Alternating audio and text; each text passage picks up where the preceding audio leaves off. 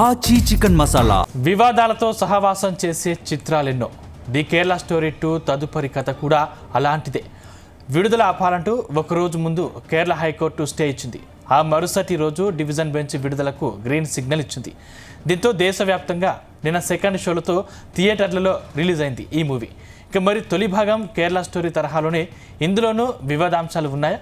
అసలు ఈసారి దర్శకుడు ఎంచుకున్న కథాంశం ఏంటి?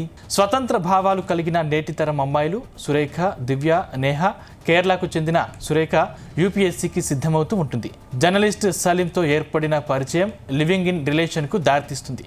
దివ్యకు సోషల్ మీడియా ఇన్ఫ్లుయెన్సర్గా రాణించాలని కోరిక. లైక్లు, షేర్ల కోసం ఆమె చేసే వెకిలి డ్యాన్స్లను తల్లిదండ్రులు ప్రోత్సహించారు. అదే టైంలో పరిచయమైన రషీద్ ఆమెను ప్రేమిస్తున్నానని చెబుతూ జీవితంలో అన్ని విషయాల్లో అండగా ఉంటానంటూ భరోసా ఇస్తాడు. ఇక జావెలిన్ త్రో రాష్ట్ర స్థాయి క్రీడల్లో రాణిస్తూ జాతీయ పోటీలకు సిద్ధమవుతుంటుంది నేహ. ప్రేమ పేరుతో ఆమెను తన వైపు తిప్పుకొని ఢిల్లీలో ప్రఖ్యాత శిక్షకుడితో ట్రైనింగ్ ఇప్పిస్తానని మాయమాటలు చెబుతాడు రాజు అలియాస్ ఫైజాన్. ఇలా ముగ్గురు అమ్మాయిలు తల్లిదండ్రుల మాటల్ని పెడచెవిన పెట్టి ప్రేమించిన వారితో వెళ్ళిన తర్వాత ఏం జరిగింది? రోజులు గడుస్తున్న కొద్దీ ఆ ప్రేమ ఓ పెద్ద మోసమని తెలుసుకున్నాక వాళ్ళు తీసుకున్న నిర్ణయం ఏంటి అన్నది చిత్రకథ.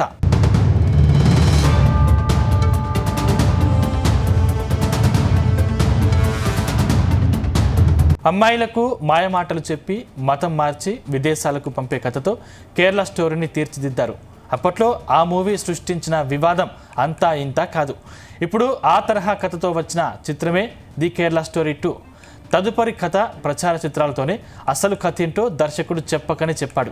ప్రేమ పేరుతో అమాయక యువతులను వంచి మతం ఎలా మారుస్తున్నారు, మాట వినకపోతే వాళ్ళను ఎన్ని చిత్రహింసలకు గురి చేస్తారు, అప్పటి వరకు నీ స్వేచ్ఛకు నీ కళలకు తోడుగా ఉంటానని నమ్మబలికి మతం మారాక ఇవన్నీ చేయటం ఇక్కడ పాపమంటూ వారి కళల్ని సమాధి చేసిన కొన్ని వాస్తవ సంఘటనల ఆధారంగా ది కేరళ స్టోరీ 2ను తీర్చిదిద్దినట్లు దర్శకుడు కామాక్ష నారాయణ సింగ్ చెప్పారు. నేటి యువత పెడధోరణను ఎత్తి చూపుతూ తల్లిదండ్రుల మాటల్ని లెక్క చేయనితనం వల్ల ఎదురయ్యే భయానక పరిస్థితులను ఈ చిత్రం ద్వారా కళ్ళకు కట్టారు. అయితే సినిమా చూపించినట్లు మొత్తం పరిస్థితి అలాగే ఉందా అంటే చాలా సన్నివేశాల్లో క్రియేటివ్ లిబర్టీ ఎక్కువే తీసుకున్నట్లు అనిపిస్తుంది. దీంతో కొంత వాస్తవం, కొంత కల్పితం కలిపి కేరళ స్టోరీ 2ను వండి వార్చినట్లు అర్థం చేసుకోవచ్చు. ఇది 3 వేర్వేరు ప్రాంతాల్లో ముగ్గురు యువతుల జీవితాల సమూహంగా దర్శకుడు కథను ఆవిష్కరించారు. ముగ్గురు యువతుల కలల్ని, ఆశయాల్ని, తల్లిదండ్రులు వారిపై పెట్టుకున్న నమ్మకాన్ని చూపిస్తూ ఆరంభ సమావేశాలు సాగుతాయి. ముగ్గురు లవ్ స్టోరీలను సమాంతరంగా చూపించుకుంటూ వెళ్లారు. ఈ క్రమంలోనే నేటి పరిస్థితులకు అద్దం పెట్టేలా సన్నివేశాలను తీర్చిదిద్దిన విధానం బాగుంది. ముఖ్యంగా జెన్జీ తరం తీసుకుంటున్న తొందరపాటు నిర్ణయాల ఫలితం ఎలా ఉంటుందో కళ్ళకు కట్టారు. చదువుకున్న యువతులు కూడా తీయని మాటలకు ఎలా ట్రాప్లో పడతారో తీర్చిదిద్దిన సన్నివేశాలతో ప్రథమార్థం సాగుతుంది. కథను ఎస్టాబ్లిష్ చేసే క్రమంలో సన్నివేశాల్ని కొంచెం సాగదీశారేమో అనిపిస్తుంది.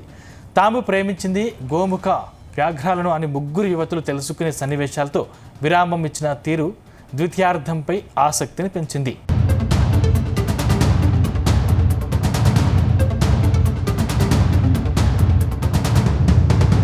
అసలు విషయం తెలిసిపోయిన తర్వాత ద్వితీయార్థం ఎలా ఉంటుందా అని ఎదురు చూసిన ప్రేక్షకుడి ఒళ్ళు గగ్గురు పొడిచే సన్నివేశాలు తెరపై కనిపిస్తుంటాయి. తమకు ఎదురు చెప్పిన మాట వినని యువతులను ఇలాంటి చిత్రహింసలకు గురి చేస్తారు, డబ్బు కోసం ఎంతటి దారుణాలకు ఒడిగడతారన్న చూపించిన తీరు చూస్తే ఒళ్ళు జలధరిస్తుంది. వావి వరుసలు మరచి సగటు మహిళల్ని కూడా చూడకుండా సలీం, ఫైజాన్, రషీద్ ఇళ్లలో సాగే ఆకృత్యాలు ప్రేక్షకుడి గుండెలను బరువెక్కిస్తాయి. సురేఖ, దివ్యల పాత్రల్ని ముగించిన తీరు భావోద్వేగానికి గురిచేస్తుంది. ఆ నరక కూపం నుంచి బయటపడిన నేహ పోలీసులు ఆశ్రయించడంతో కథలో ఒక్కసారిగా వేగం వస్తుంది. ఆ ముగ్గురు యువకులతో పాటు వారి కుటుంబాలకు పోలీసులు ఇచ్చే ట్రీట్మెంట్, బుల్డోజర్ న్యాయం వంటి సన్నివేశాలకు సగటు ప్రేక్షకుడు ఇట్టే కనెక్ట్ అవుతాడు. కొంతమంది యువతులకు జరిగిన అన్యాయాన్ని బ్యాలెన్స్ చేసే క్రమంలో దర్శకుడు మారి స్వేచ్ఛ తీసుకున్నాడేమో అనిపిస్తుంది. 3 ప్రాంతాల్లో జరిగే కథకు ది కేరళ స్టోరీ 2 అని ఎందుకు పెట్టారో కూడా అర్థం కాలేదు.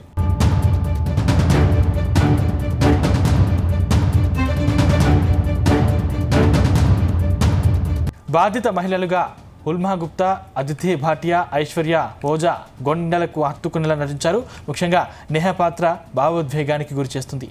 ఇక అమ్మాయిలను ట్రాప్ చేసే యువకుల పాత్రలో సుమిత్ గ్లహావత్, అర్జున్ సింగ్, యుక్తా కోస్లా తమ పాత్రలకు పూర్తి న్యాయం చేశారు. తెరపై వారు కర్కశంగా కనిపించబట్టి ఆయా సన్నివేశాలు హైలైట్ అయ్యాయి. సాంకేతికంగా సినిమా బాగుంది. రచయితలు విపుల్ అమృత్నాథ్ కొన్ని వాస్తవ సంఘటనలు తీసుకుని దానికి తమదైన భాష్యం రాశారు.